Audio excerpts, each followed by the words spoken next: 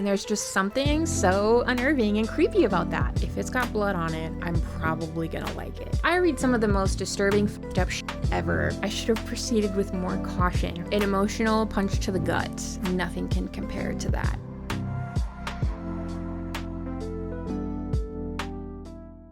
Hi, I'm Sam. There's quite literally no one asking me to do this, but I have read an insane amount of 5-star books this year, and I thought it would be fun for me to tell you what my favorite books of the year have been so far. So I will start with my best book of the year so far, mostly just because I already talked about it in my mid-year freakout tag video, but the rest are in no particular order. So the best book I've read so far this year is Cruddy by Lynda. This is basically a manifesto written by a 16-year-old girl, and at the beginning it says, if you are reading this, it means that I've been successful in taking my own life. This is a dual timeline narrative where we're following her as an 11-year-old, where she is driving across the country with her fugitive father, and then in present day as a 16-year-old navigating high school and feeling weird and ugly, navigating drugs, and kind of just trying to exist and survive after all of the trauma she has endured. This is simultaneously gritty, bleak, disturbing,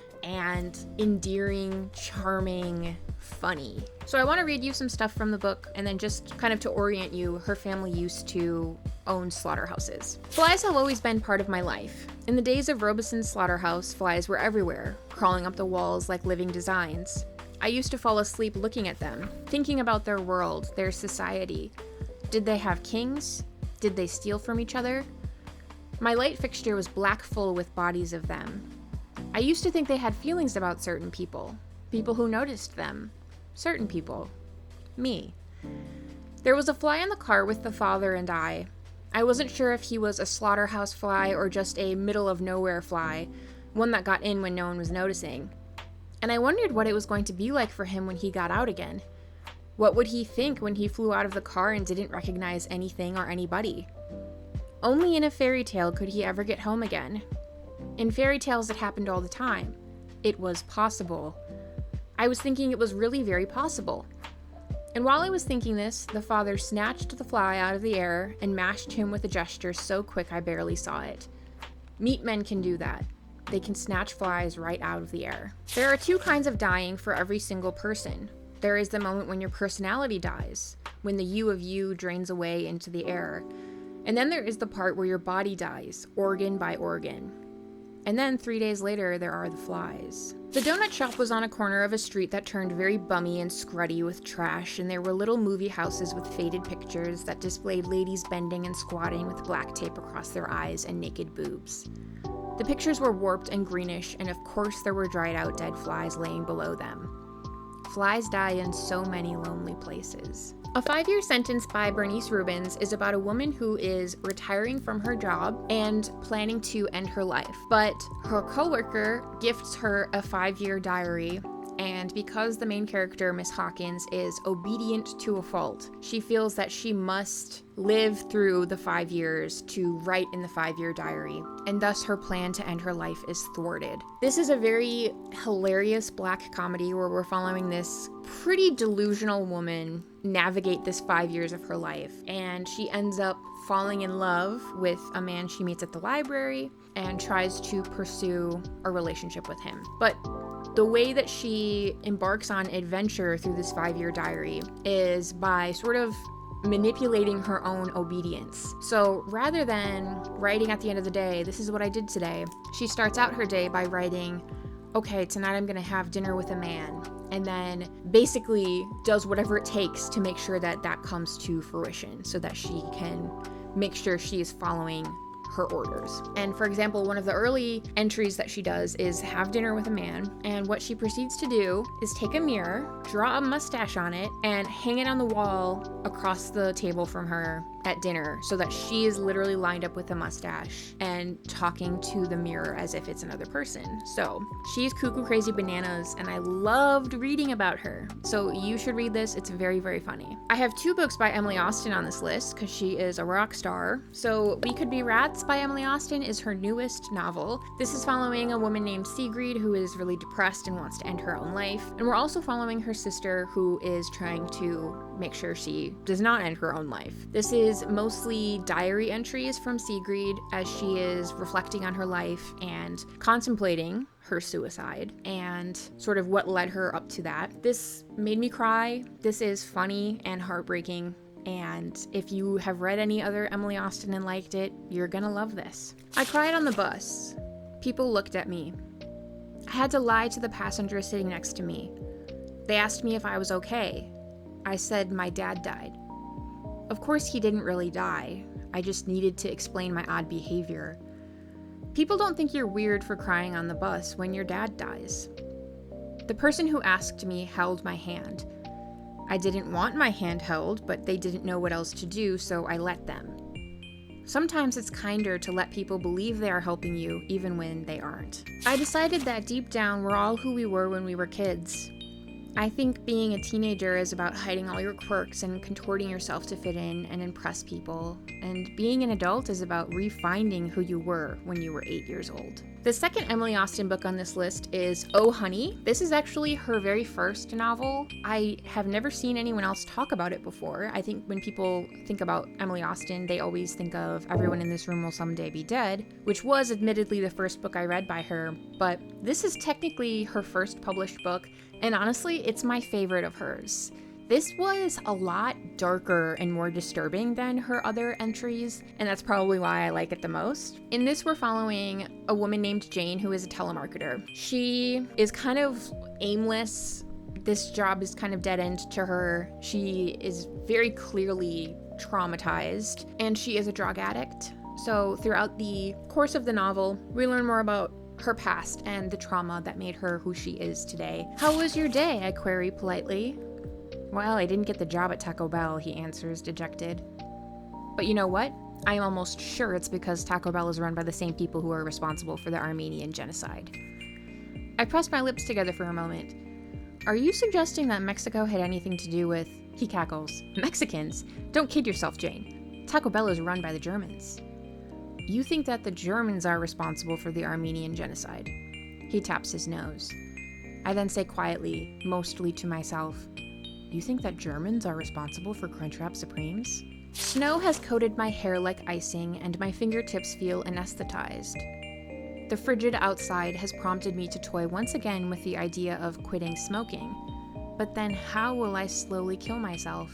Read this one, guys. It's funny and good. Hurricane Girl by Marcy Dermansky is about a woman who buys a beach house days before a hurricane comes and completely destroys it. So yet again, we're following a mentally ill girlie as she is navigating life and feeling very aimless. At the beginning of the novel, she endures this kind of brutal act of violence that leaves her with brain trauma, and it's such a bad injury that she has to get brain surgery. And as she's recovering from this act of violence and this surgery, she really is just trying to figure out what she wants out of life, who she is, etc., etc. I enjoyed this so much because it was just very funny, even though I've read probably a billion books about generally this exact same thing. This felt fresh, this felt new, and that was exciting to me.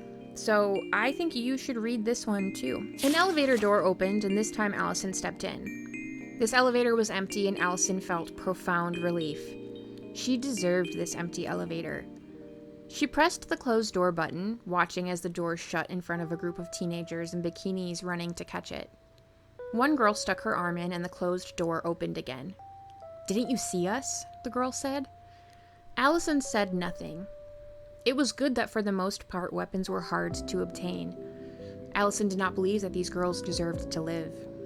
So yes, this was very funny, silly, goofy. Read it if you can handle it, guys. Elena Knows by Claudia Piñeiro and translated by Frances Riddle is probably one of the most gut-wrenching books I've read this year. I kind of knew what I was getting into, but this was emotionally traumatizing. This is following a woman named Elena, who is afflicted by Parkinson's disease. And this novel is her day trying to get across town to find a person who she thinks will be able to help her solve what really happened to cause her daughter's death. Her daughter's death was ruled as a suicide, and Elena knows that that is really not the case. So because she is not physically strong enough to pursue this investigation on her own, she is trying to seek out this person who will help her figure out what really happened to her daughter. In addition to some very intense descriptions of Elena struggling to navigate a world that does not accommodate for people with disabilities, this book also explores flashbacks detailing the relationship between Elena and her daughter Rita. And it was just like really tough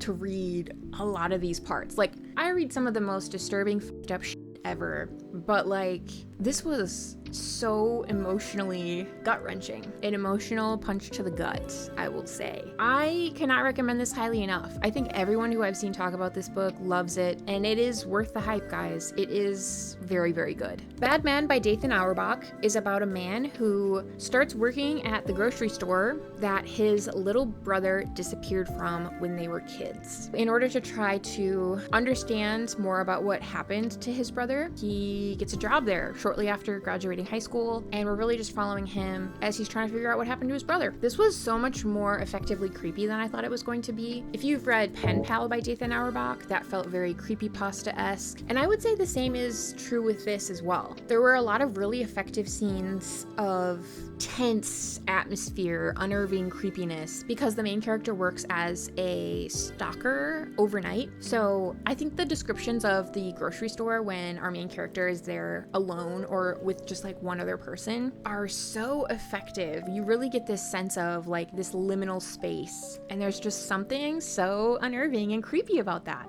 I'm kind of sick of books that are like murder mystery thriller types, so I was a little hesitant going into this that this would kind of just feel like every other missing person murder mystery thriller I've read. But Dathan Auerbach just has a writing style that I love.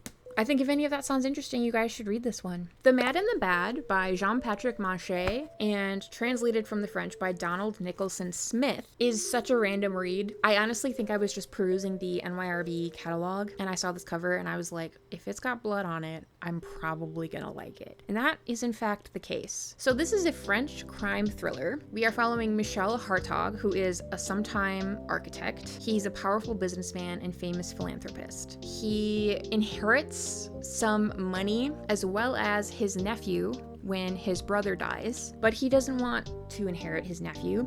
So he hatches a plot to hire a woman out of a psychiatric facility to become his nephew's like governess or maid or whatever. And then he hires assassins to kill the nanny and the nephew, and kind of like frame it to make it look like the nanny did it. So if that sounds like a crazy cuckoo adventure, that is exactly the case, but it's really short too. So it's like very propulsive. I think some people could potentially not like this because the prose feels very sparse and very dry, but I think that's exactly why I liked it. It is gritty, bleak, but there are so many parts of it that were also quite funny as well. So I think if any of that sounds good, you should read it, guys. Strange Pictures by Uketsu and translated by Jim Ryan is a story with interwoven narratives where we're trying to solve multiple mysteries through clues that are shown in a bunch of pictures. So there are a variety of illustrations, drawings, schematics, blog posts that accompany these stories, and I just had a freaking awesome time with this one. Was the mystery like mind-blowing and twisty-turny in a way that I've never experienced before? No. Did I still give it 5 stars? Yes. Because this also felt very creepypasta-esque. I think especially like the internet forum posts and then having people separate from the mysterious post try to figure out what really happened, that felt very creepypasta and very much like in conversation with early internet, which I loved. I really did not care for the ending very much. Well, first of all, the sort of like big final twist happened like with like 20 to 40 pages still left. So like the last 20 to 40 pages felt very like, okay, let's just finish it, let's wrap it up, you know? And then yeah, the ending just is not my kind of ending. It's not a bad ending objectively, but it's just not my preferred ending. But I think that that is even more of a testament to how much fun I had with this that I still gave it 5 stars. And then lastly, we have Shy Girl by Mia Ballard. I loved this one. This one was so crazy and weird. There's a content warning at the beginning. I don't know, I like read the warning, it said proceed with caution, but I feel like I've read a lot of stuff that's like supposed to be disturbing that like leaves me completely unfazed. So I should have listened. I should have proceeded with more caution, because there were a lot of, I wouldn't say there were a lot, but there were a couple parts where I literally was like jaw on the floor. Like I could kind of see what was gonna happen and I was like, there's no way this is gonna happen. There's no way. No way. But then Mia Ballard said way and did it. And like, I appreciate the commitment to like writing the most brutal, vile, fucked up she could possibly think of. Okay, I haven't even said what this book is about, but I feel like I've talked about this in like every video possible on my channel. So Shy Girl is about a woman basically who just enters into a contract with a man to become his sugar baby, and the contract details that she is to act like she is his dog. So I don't know, I think Mia Ballard did a great job writing this though in such a way where it's like she kind of was very upfront about like, hey guys, this kind of fucked up shit's gonna happen, and then somehow the way she writes it though was still like so surprising and so shocking and like felt like a twist almost. I don't know, I loved this one. It was fantastic writing. The horror was insane, and I would love to read a ton more by her. So I know she has some other books out. I gotta get my grubby mitts on those because I loved Shy Girl. Loved it. Okay guys, these are the best books I've read so far in 2025. It has been a fabulous reading year. Cannot remember a time I had so many 5-star reads in such a short period of time. So you can like this video if you want. Comment, what are the best books you've read so far this year? What could bring me back from the edge of my reading slump? Let me know. You could watch my other videos if you want. You could subscribe. Would love to have you. And I'll see you in whatever video I make next, guys. Love you very much. Bye.